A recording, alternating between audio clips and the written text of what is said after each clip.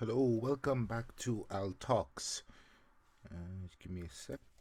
Chat to close the window because it is very, very windy outside. Anyway, welcome back to Al Talks. In this episode, I'm going to be talking about two things. The first one is about the new Lord of the Rings series on Amazon Prime, and the second thing, how my debut gig at Hysteria went at Crash and Burn. Um, so, first things first.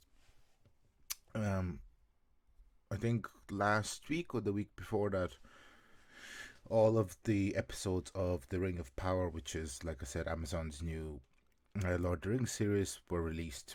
And, I watched it week by week and I really enjoyed it. And then, I don't know where I read it, but I read somewhere online that a lot of people didn't like it. They said it was badly produced and all that stuff. And I was kind of looking at it and going, excuse me, um, I couldn't see where, basically, the story follows Galadriel and Elrond in the second age of Lord of the Rings. Before Sauron came, there was, what was his name, Malrog.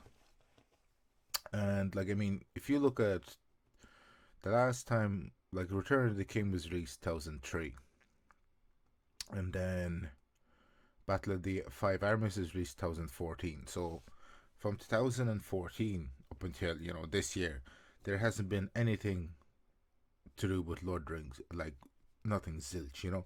So that's why I was really, really excited for it, because for years and years, The Return of the King was one of my favorite movies that I ever saw. I really, really enjoyed it. It was, Peter Jackson, did a really good job filming it and stuff. Sorry about that, but yeah, I really, really enjoyed it. The same with Battle of the Five Armies and the Hobbit trilogy. And then this comes out, and I'm really, really enjoying it. Because it's the reason I like the Hobbit as well, because there was a lot of, you see, because in the original Lord of the Rings, you didn't really see a lot about dwarves, and I think it's very interesting about the origins to the Misty Mountains and stuff like that. You heard it obviously more, you seen it more with um in the Hobbit, going into Erebor, and how vast the caverns were and stuff like that. Obviously, it's not the Misty Mountains, but still, you see this kind of huge, grand scale of things. And even in the first Lord of the Rings, when you go into there, in what basically ended up happening with Dol Guldur, not Dol Guldur, what's it called? Mines of Moria.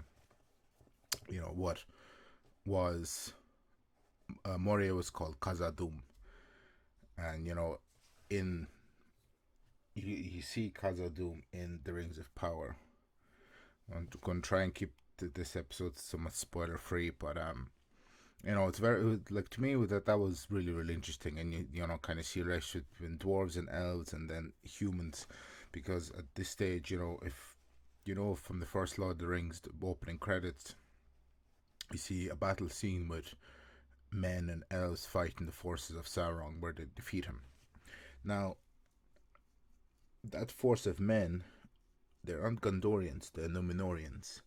Numenor is a race of men that live on an island, and they're featured heavily in this new series. And I thought, the cast is brilliant. One of the things I read people give out about was they had people of different ethnicities and colors play other characters. And you're like, well, that's not. They were saying, that was never the case and stuff. And you've seen it before, people giving out online about, you know, for example, in Star Wars, when Finn was shown as a black stormtrooper, a lot of the original Star Wars cast members were, black or African American. So it was it's to me, it boggles my mind. It's pure stupidity, but because Hollywood has this weird fucking thing with casting and whatever else. I don't know. It's really strange and weird. They're kind of fucking, I don't know. It is certainly not normal. Not normal to me anyway. I don't know about the rest of the world, but definitely to me, it's not normal. I think it's just really strange. I don't know why they did it, but whatever. And I mean, I really enjoyed the series. Like I said, it was really good. I had no problems with it. So when I started seeing online, someone wrote, it was like, oh, it was the casting, not the casting, the whole series is amateurish. I was like, what? Are you fucking stupid? Like Amazon Prime. You look at like Jeff Bezos is one of the richest people on earth. Like Amazon have deep pockets. Like the amount of money they gave to Top Gear to film the Grand Tour. Even Jeremy Clarkson said that when they first were filming the first series, they were like, "There's no limit. There's no budget limit. You can do whatever you want." Like, and they're like, "Okay, fine." So I don't know how some people thought it was amateurish. I was just happy to see, like I said, anything to do with Lord of the Rings, because like I said, last time was 2014, and it's now 22, so that's 8 years of nothing. So, and anyway, if you haven't seen it, have a look. It's really good, I think. What I'll do is I'll post the link to the trailer down below in the description for that. And yeah, before I go on to talk about how Hysteria went, I just want to mention another thing. That what was that? Something. Anyway, yeah. I'm going.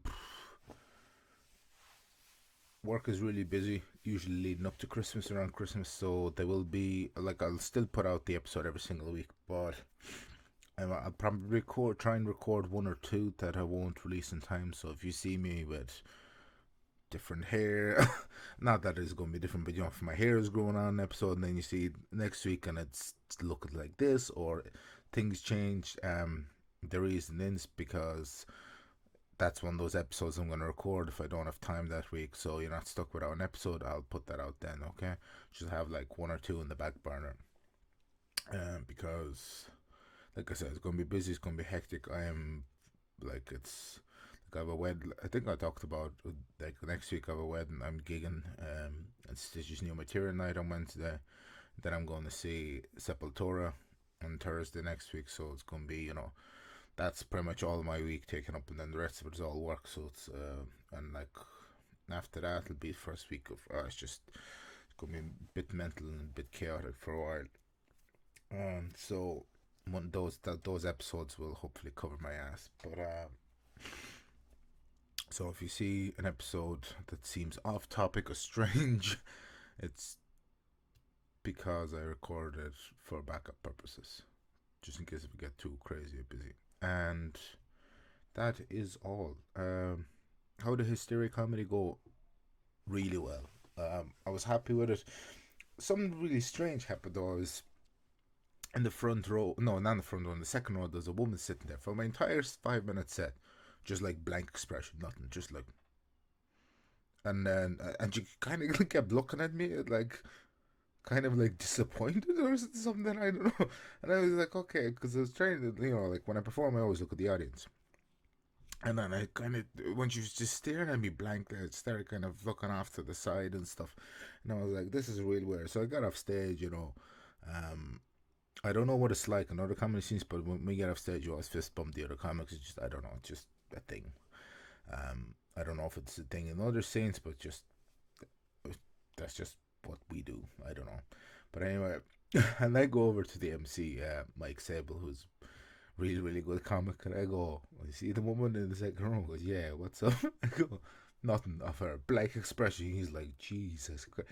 But really strangely, after the show, like we were standing around the back of the room, I was talking to other comedians, and as the people were leaving, they were donating money and stuff.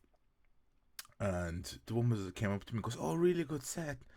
And then I was thinking in my head when she left, I was like, when do you fucking laugh so? Because, like I said, she didn't laugh at all. And she just kind of looked at me really disappointed. I was like, okay, this is really kind of. Um, it like, it was just weird. I don't know what the. Like, I. like I don't think I've ever had it. Like I've either people laugh or like they don't. But you see, also most of the comedy clubs, there is a light on you, but there isn't usually a light on the audience. You can't really. But the fact that she was so close up, it was, like I said, second row. I mean, I could. It was just really really weird, but I had a good night. I really enjoyed myself. Like I pretty much stayed there for at the end of the night with just a few comics after sitting and talking about everything. And after the show as well, a couple of the audience members stuck around in the pub. The pub where Hysteria Comedy Club is called Sinead. It's in Dublin, really nice place. And we were just having like talking about comedy with them because they're asking me about growing up in Siberia and stuff like that. I met like it was, and when a lot of them left, I went back downstairs. Like I said, I was having a chat with a couple of comedians, and it was, and usually. Like it happens sometimes, but most of the time, people are busy with their life, so usually most of them just kind of after the comedy club they'd go somewhere else if they're meeting their friends or whatnot. And it was nice to kind of have that interaction with the audience because like that's part of entertainment given back to the people. Joey Diaz talks about an awful lot. That's why he does meet and greets, because like he's full circle and stuff. That's what he calls it anyway. But I think that's about it for this episode because I've got my friend Stag in a couple of hours, so I will have to move on. But that's about it. Like I said, I'm in Stitch's new material night next week.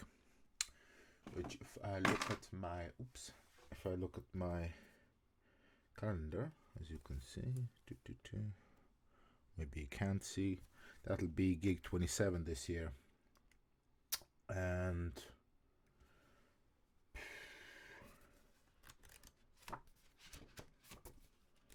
still a couple of pages there for jokes. But before I go, as per usual, you can buy this podcast sticker to support me. It's €250, which includes shipping and postage. And I think that's about it. Yeah, if you want one, just message me on social media or you can email me and I will get one out to you. But that's about it, I think.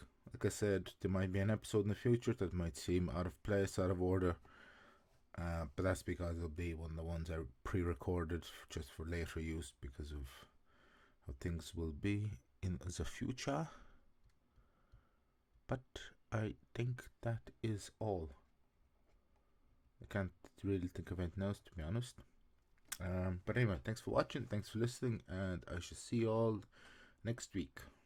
Goodbye.